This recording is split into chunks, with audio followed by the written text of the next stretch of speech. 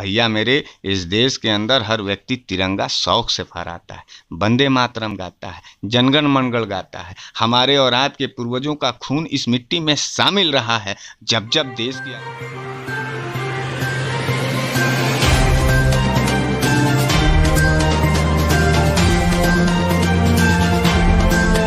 देख रहे हैं रियल एक्सप्रेस। मैं हूं हमजा खान। मैं इस टाइम बैठा हूं बनारस में, जिसको वाराणसी के नाम से जाना जाता है। यहाँ की बहुत मशहूर हस्ती प्राइम मिनिस्टर नरेंद्र मोदी के पीछे पड़े हुए इंसान कह सकता हूँ, मिश्रा जी, जिसका बहुत नाम हिंदुस्तान में चलता है और सोशल मीडिया पे चलता है। हम उनसे बात करेंगे।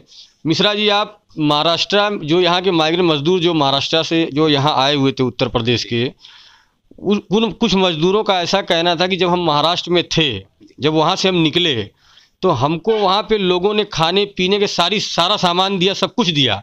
लेकिन जब हम उत्तर प्रदेश में इंटर किए तो लोगों ने अपने हैंडपंप का जो हैंडपंप होता है, उसका जो चलाने वाला हैंडल होता है, उसको लोगों ने निकाल लिया, पानी तक नहीं पीने दिया। क्या कहना चाहेंगे? नफरतबाज के जगह के आंगन में पानी नहीं मौत मिलती है।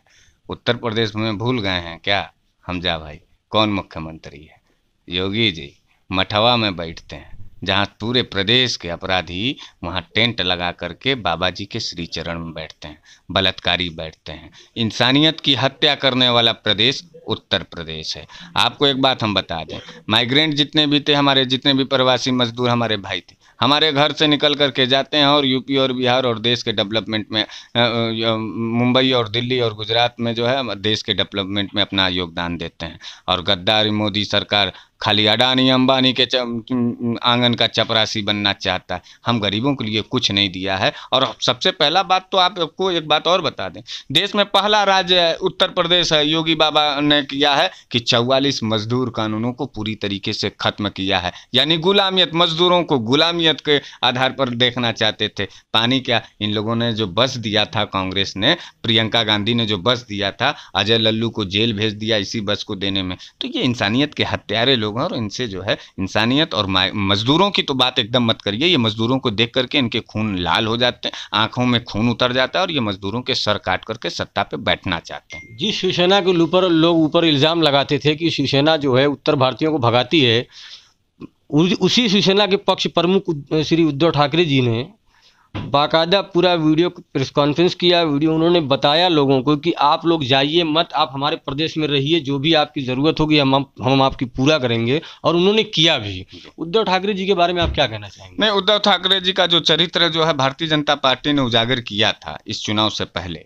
वो लगता था कि वो अतिवादी हिंदूवादी विचारधारा के लोग हैं। लेकिन पहली दफ़ा जो है चुनाव के बाद जब उनका मुख्यमंत्रित्व काल आया महाराष्ट्र के अंदर, तो ये लगा कि नहीं, वो संवैधानिक पद पर बैठते हुए जो है सभी वर्ग और विशेष और देश के सभी जनता को वो अपनी जिम्मेदारियों के साथ वो इंडियन होने का जो है बात एहसास कराते हैं। और फिर दूसरी बात यह है कि हर व्यक्ति को अपनी सरजमी का एक घमंड, एक नाज होता है। उद्धव ठाकरे जी जय महाराष्ट्र कराते हैं, कोई बात नहीं है, जो है हम लोग भी जय महाराष्ट्र कहते हैं। उद्धव ठाकरे जी कभी बनारस आएंगे तो हम लोग भी उनसे रिक्वेस्ट करेंगे कि जय बनारस बोलिए। वो व्यक्ति हमको लगता है कि पूरा जय बनारस भी बोलेगा, और वो व्यक्ति जो है जय हिंदुस्तान वाला आदमी है जो है। तो उद्धव ठाकरे जी की जो प्रतिभा है, उस प्रतिभा को पूरी तरीके से भारतीय जनता पार्टी ने एकदम ब्लैक लिस्टेड करने की कोशिश की थी। लेकिन इस चुनाव ने यह साबित कर दिया कि उद्धव ठाकरे का परिवार और जो ठाकरे परिवार है वो पूर्णतः हिंदुस्तानी है, और हिंदुस्तान के हर एक कौम के लिए जो है शिद्दत से काम करती है। Uddhav Thackeray is the best CM of the Maharashtra. अभी सुशांत सिंह केस पे आप क्या कहना चाहेंगे? सुशांत सिंह की जो सुसाइड हुआ है, इस पे जो महाराष्ट्र पुलिस ने अपनी इन्वेस्टिगेशन किया था, महाराष्ट्र पुलिस अभी अपना काम कर रही थी। ऐसा क्या लगा सेंट्रल गवर्नमेंट को और लोगों ने डिमांड किया कि इसकी सीबीआई जांच होना चाहिए? कहीं ना कहीं महाराष्ट्र सरकार गिराने के पीछे बीजेपी पड़ी हुई है, क्योंकि जीडीपी जो ग्रोथ है इंडिया के अंदर, महाराष्ट्र ही एक ऐसा प्रदेश है जो हिंदुस्तान जितना टैक्स पूरा देता है उतना महाराष्ट्र अकेले देता है। तो कहीं ना कहीं नरेंद्र मोदी के हाथ से महाराष्ट्र निकलना, इसलिए शिवसेना के पीछे, वहाँ के आघाड़ी सरकार के पीछे पड़े हुए हैं सेंट्रल गवर्नमेंट, जो सीबीआई लगा रही है, या सुशांत सिंह कांड में जो भी कुछ हुआ है उसकी इन्वेस्टिगेशन चली रही है। क्या महाराष्ट्र पुलिस पे कोई शक था ये लोग को? जी नहीं, महाराष्ट्र पुलिस पर कोई शक नहीं है। देखिए, भारतीय जनता पार्टी सीबीआई और ईडी को अपना हथियार बनाती है, और आप देख रहे होंगे कि तमाम ऐसे सरकारें जो सीबीआई और ईडी के हनक से और धमकी से जो है भारतीय जनता पार्टी को समर्थन दिया। बड़े बड़े नेताओं ने जो है घुटना टेक दिया है।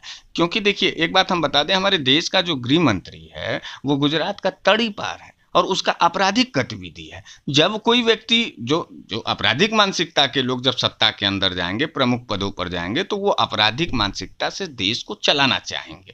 हमको ये लगता है कि सुशांत सिंह केस का जो मामला है, और आप महाराष्ट्र पुलिस की बात कर रहे हैं, इंडिया के अंदर सबसे जल्दी रिजल्ट पेश कर देने वाला, सारे केसों को जो है कि फाइनल कर देने वाला महाराष्ट्र पुलिस है। और उस महाराष्ट्र पुलिस में जो, अच्छा, सुशांत सिंह का केस को जो है जबरदस्ती, भैया आपको हम बता दें, जबरदस्ती उसका प्रोपोगंडा खड़ा किया गया है। क्योंकि बिहार चुनाव है, इलेक्शन है, डॉक्टर कफील खान को उत्तर प्रदेश में हिंदू मुसलमान का जो है लड़ाई बना करके बिहार में भजाना था। न्यायपालिका ने निर्णय लेकर के आज डॉक्टर कफील साहब को छोड़ दिया है। अब बचा है सुशांत सिंह केस। और एक बात बताइए, आपको याद होगा कि ममता बनर्जी जी को भी जो है बंगाल के अंदर जो है वो धमकी के लिए सीबीआई भेजी थी। हाँ, उनको सीबीआई, ममता बनर्जी के पीछे कई बार सीबीआई पड़ी, लेकिन हिंदुस्तान में पहली बार रिकॉर्ड भी टूटा कि सीबीआई को किसी स्टेट की पुलिस ने अरेस्ट किया। हाँ, ये हुआ था ना। ठाकरे साहब, बाला साहब ठाकरे का तेवर का थोड़ा स्मरण करिए।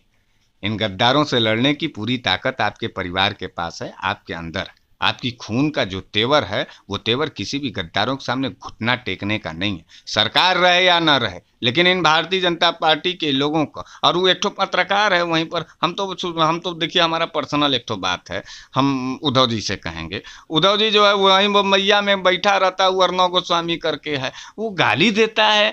जिस ठाकरे परिवार के खिलाफ किसी की हिम्मत नजरें उठाने की नहीं होती है, वो उद्धव जी के नाक के नीचे जो है ठाकरे परिवार पर चैलेंज करता है, उनके गठबंधन वाले सरकार पर चैलेंज करता है। सुशांत सिंह के केस को लगातार वो खींच रहा है। बिहार से सीबीआई लगवाए हैं, बिहार से नीतीश कुमार जी जो है भेजे हैं जो है, और नीतीश कुमार की गद्दारी देखिए, जबकि ये जानते हैं कि उत्तर भारतीयों में सबसे ज़्यादा बिहार के माइग्रेंट लेबर जो है महाराष्ट्र में काम करते हैं। इन्हीं गद्दार नेताओं के वजह से महाराष्ट्र में मराठी भाइयों के द्वारा जो है हिंसा कराया जाता है। यही भारतीय जनता पार्टी का हिंसा की पॉलिसी है, जो शासन और सत्ता। अच्छा, उद्धव ठाकरे का ये कुछ भी नहीं उखाड़ सकते, क्योंकि उद्धव ठाकरे एकदम नीट एंड क्लीन खेल चल रहा है। उद्धव ठाकरे जी को अंडर प्रेशर लेने की कोशिश की गई थी। तो जिस तरीके से ठाकरे साहब, ममता बनर्जी साहब ने जो है गिरफ्तार कराया था, बंद करवाइए इन सीबीआई के लोगों को। ये जो भारतीय जनता पार्टी के एजेंट के रूप में आपके महाराष्ट्र में घुस रहे हैं, इनकी हैसियत कैसे हो गई। और एक बार फिर से बाला साहब के उस तेवर को याद करिए,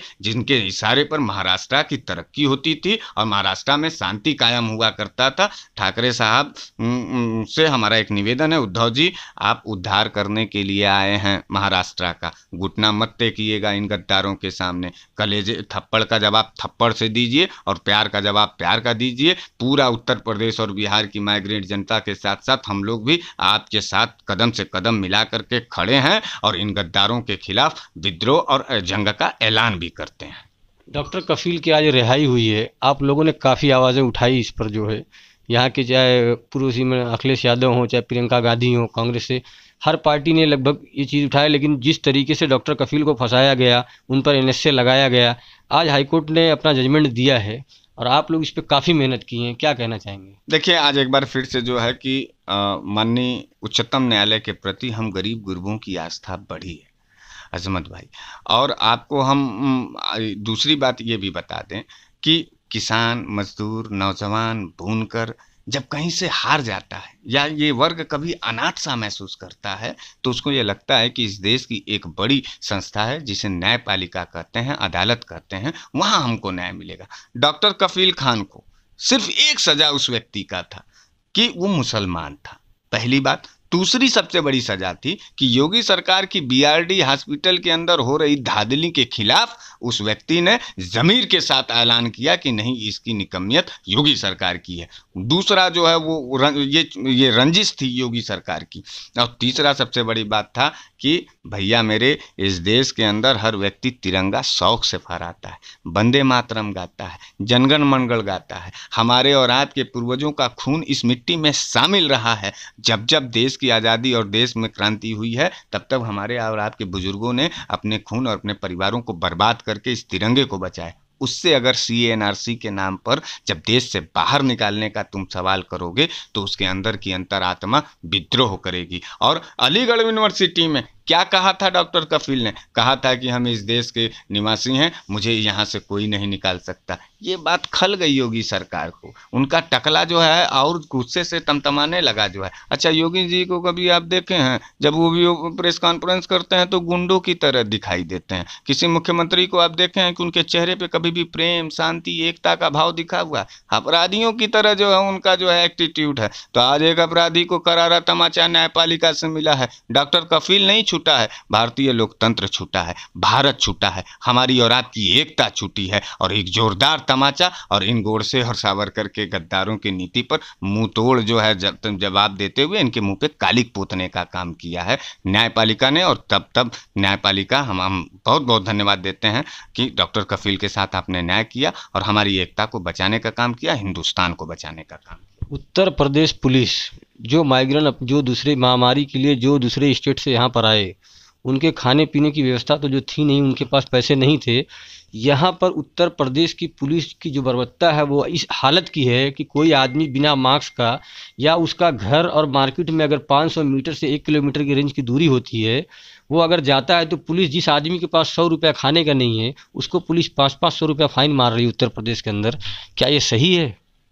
बिल्कुल सही नहीं है। और पुलिस जो है जो पुलिस जो है माने कानून व्यवस्था बनाना चाहिए, उसको योगी सरकार ने भिखमंगा बना दिया है। आखिर क्या कर रही है पुलिस? 3 ठो स्टार लगा करके गाड़ी चेकिंग के नाम पर, मार्क्स चेकिंग के नाम पर, हेलमेट के नाम पर भिखारियों की तरह रो रही है। आप देखिए ना, कोई जो है कि जा रहा है सब्जी का पैसा छीना है इस गद्दारों ने, और इन जालिमों ने जो है बच्चे के दूध का पैसा छीना है। किसके दम पर? पुलिस के दम पर, पुलिस के लाठी के दम पर। तो पुलिस की लाठी और पुलिस का दम जब भाजपा सरकार जब उत्तर प्रदेश में सरकार बनाई है तब जालिमपना बढ़ा है, तब क्रूरता बढ़ा है। और उत्तर प्रदेश के लोगों को भी तो जो है कि बहुत ज्यादा जो है योगी जी बहुत बढ़िया आदमी लग रहे थे, लेकिन जिस तरीके से ये हो रहा है, अगर पुलिस इस तरीके से छीन झपट करेगी और लोगों के पास नहीं रहेगा, और ये महामारी अगर जिस तरीके से बढ़ती जा रही, जो इसका एवरेज है बढ़ती जा रही है, तो यहाँ पे क्राइम बढ़ने में टाइम तो लगेगा नहीं। देखिए एक बात बताएं, नौकरियां हाथ से जा चुकी हैं तो लोग, अब जो नौजवान हैं, पेट में खाना नहीं रहेगा तो हिंसा की तरफ जाएंगे। अपराध को बढ़ाने का एक बड़ा ब्यौरा जो है योगी सरकार ने जो है तैयार किया है, जिसमें अपराधी तैयार किए जाएं। योगी सरकार ने कभी भी पढ़ाई, इंजीनियर बनाना नहीं चाहती है, डॉक्टर नहीं बनाना चाहती, वकील नहीं बनाना चाहती। योगी सरकार चैन स्नैकर बनाना चाहती है। योगी सरकार युवाओं को बलात्कारी बनाना चाहती है, लुटेरा और हिंसात्मक बनाना चाहती है। ये सावरकर और गोडसे के औलाद लोग हैं, इनको हिंसा से प्यार है, इनको एकता से प्यार नहीं है। और आपको बता दें, अगर उत्तर प्रदेश पुलिस अपने रवैये को नहीं सुधारेगी तो हमको लगता है कि उत्तर प्रदेश के अंदर जन हिंसा हो जाएगा, जन विद्रोह हो जाएगा। और मतलब चुनाव से पहले ही कहीं ऐसा ना हो कि कुर्सी कुल उठा फुटा के कुल जनता फेंक भाग दे, मोदी जी योगी जी दोनों लोग देश छोड़ के न भाग जाएं। इस बात को याद